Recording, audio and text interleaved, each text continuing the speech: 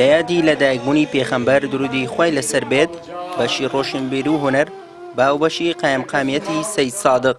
ئاهەنگێکی جەماوەریان بۆ ئەو بۆنەیە ڕێخست. سەرەتای ئاهەنگەکە بە خوێندنەوەی چەند ئاەتێک لە قورئانی پیرۆز دەستی پێکرد و دواتر چەندین هۆنراوە و پەخشان و وتار پێشکەش کران. کردبوومانە کارێکی نمایشی شانۆیی عیرفانی بۆ ئەوەی ئێمەش وەکو کەسانێک کە هەست بە گەورەیی و بەڕێزی ئەو پەیامبەرەکەین بتوانین بەشمان هەبێ لە یادکردنەوەیە کە ئەمە مانگی لەدایکبوون و هاتنە دنیای ئەو مەزنە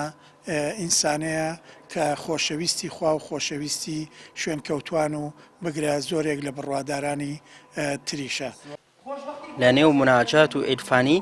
بە دەنگی ستایشکارانی پێغەمبەر ئاهەنگەکە زیاتر ڕازاندنەوەی بەخۆ بینی و ئامادەبووانیش بە پەیفە شیرینەکانیان و بە زیندووکردنەوەی سنۆت و بەردەوامی لە سەر ڕێبازەکەی پێغەمبەر خۆشەویستی خۆیان بۆ ئەو سەروەرە دووپات کردەوە. ئەم مانگە کە مانگی مەولودە و مانگی لەدایکبوونی پێغەمبەری خوا صلی الله علیه و سلم وەکو واجبێ حەقی پێغەمبەری خوا صلی الله علیه و سلم لەسەر ئێمە و لەسەر ئومەت بەڕاستی قەرزارین واجبە بە هەموو شێوازێ یادی پێغەمبەری خوا بکەین صلی الله علیه و سلم نەک وەکو یەهودی و مەسیحی و نەسار ساڵی جارێ بێ هەموو جارێ ئێمە یادی کەین یادی ئەخلاقی نوێژەکان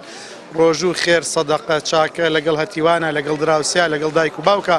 ڕاستی ئەوە یادە هەموو کاتێ تۆ لە ژیان و حیاتی خۆتا پێغەمبەری خوا صلی الله علیه و سلم بەرز ڕابگری ئەوە پێوترێ یاد و مەولودی پێغەمبەری خوا صلی الله علیه و سلم.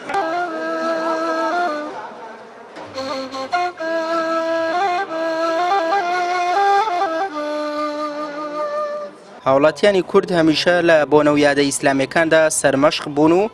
ئەمەش ئەو ڕاستیە دووپات دەکاتەوە کە ئەگەلی کورد لە سەر ویستی خۆی و بەبێ زۆر لێکردن ئیسلامی وەرگرتووە و لەو کاتەشەوە تا ئێستا لەسەر ئەو ڕاستەڕێیە بەردەوامە کە پێشەواکەی موحەممەد بوو و درودی خودای لەسەر بێت. سوێی محەممەد، کەناڵی ئاسمانی پەیام، سەید سادق.